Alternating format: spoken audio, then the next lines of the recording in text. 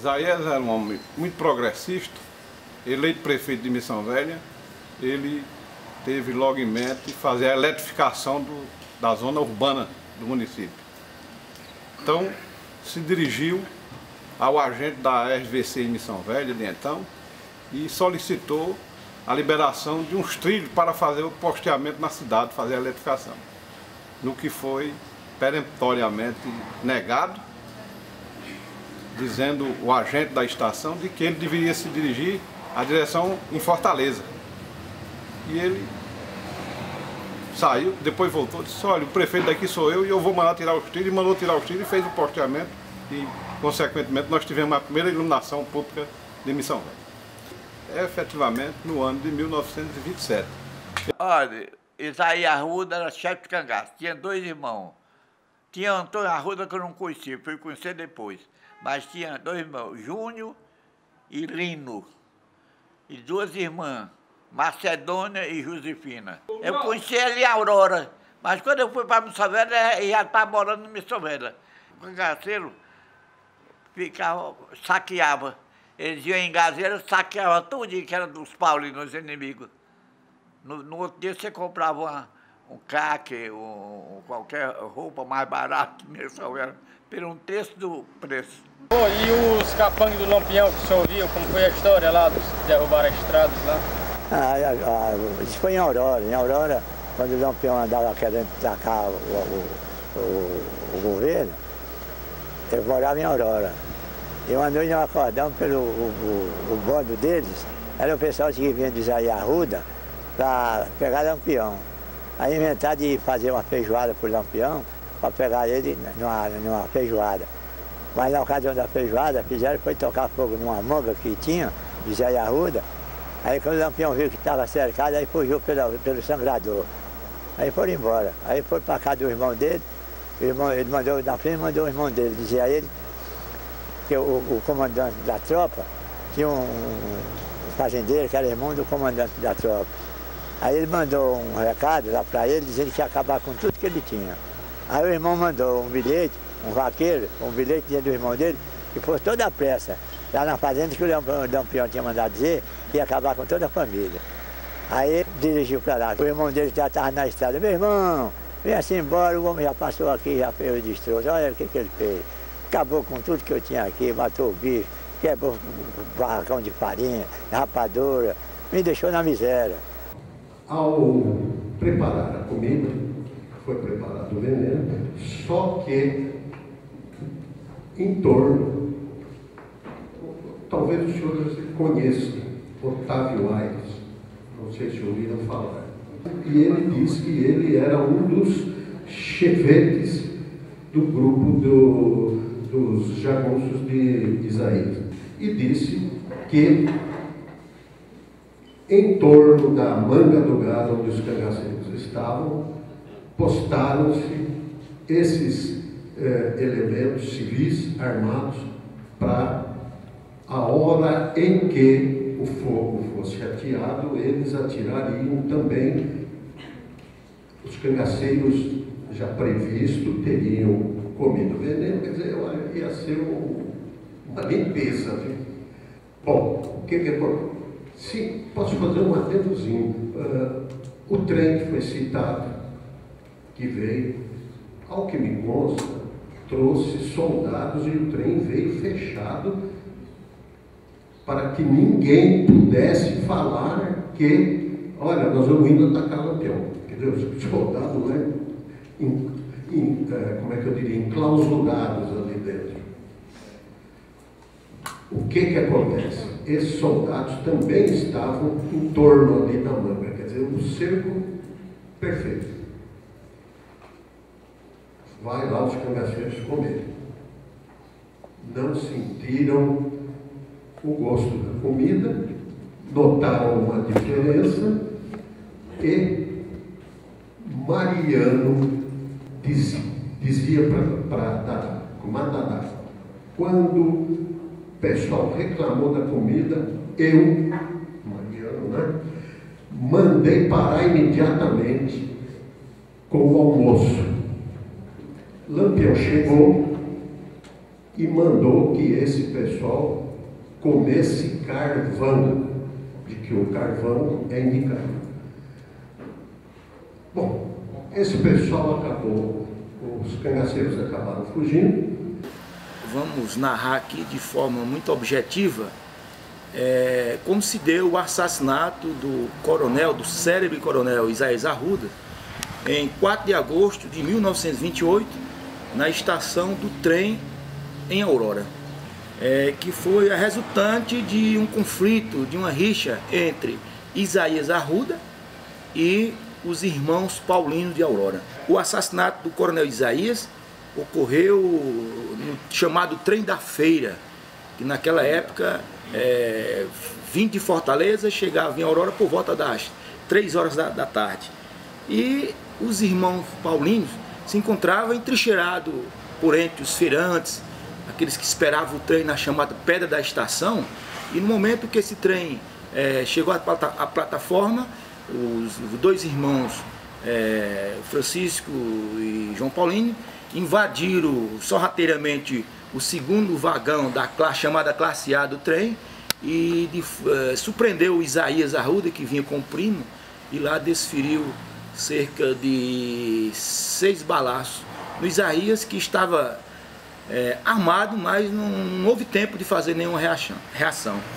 E o coronel ainda desceu o vagão e terminou caindo sob a pedra, só indo a falecer depois de 4 dias. Portanto, os tiros ocorreram no dia 4 de agosto de 28 e o Isaías permaneceu até o dia 8, que foi a data exata do seu falecimento.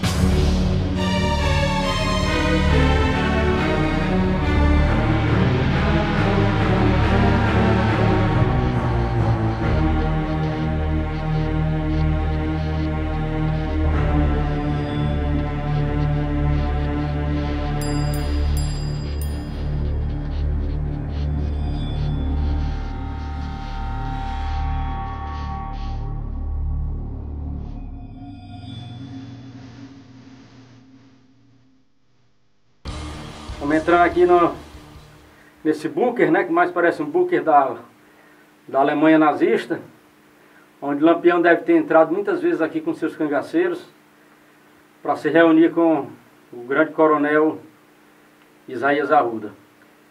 Vamos ver só uma partezinha dele aqui, porque os outros locais estão meio tapados, não tem como a gente entrar. Bem, nós estamos aqui hoje com a ajuda do nosso amigo Bosco André, revelando aí para os nossos amigos pesquisadores mais um lugar que para muita gente era desconhecido na história do cangaço. Nós estamos embaixo da casa do coronel Isaías Arruda. Pelo que consta aqui na história que o Bosco passou para a gente, era onde os cangaceiros chegavam na calada da noite, entravam aqui para dentro para esperar o coronel no horário que fosse mais adequado para eles saírem daqui. Muitas partes já foram fechadas, né, ao longo do tempo, até por conta de perigo de assalto, as pessoas poderem entrar por aqui, né?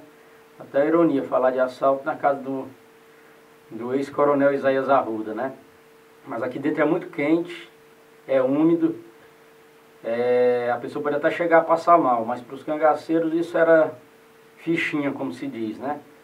Aqui eles devem ter entrado muitas vezes, feito refeições aqui dentro, receberam armas aqui dentro com toda certeza. E era um local também, pelo que consta aqui que o Bosco nos falou, que tinha uma saída aqui para o lado esquerdo, que ia sair numa manga a um torno de uns 60, 80 metros aqui do local que a gente está. Para o lado direito, tinha outros compartimentos que foram fechados, como eu disse, por conta de perigo de assalto. que saía na cozinha, tinha uma passagem secreta dentro da cozinha e que ia também até a sala na frente da casa.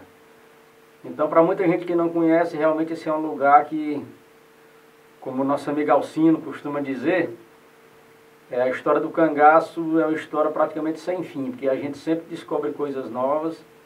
Para mim, em especial, foi uma surpresa muito grande. Eu não imaginava que existia isso aqui embaixo da casa do Coronel. É isso aí, espero que os amigos aí gostem dessa nova revelação e valeu. Tchau.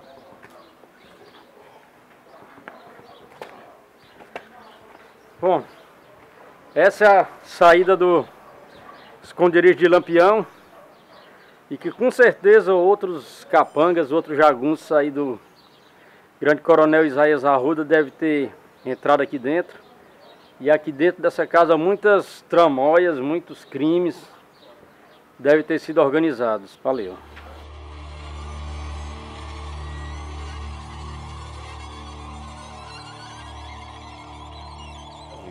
O Coronel Isaías Arruda de Figueiredo era aurorense, nascido em 1899.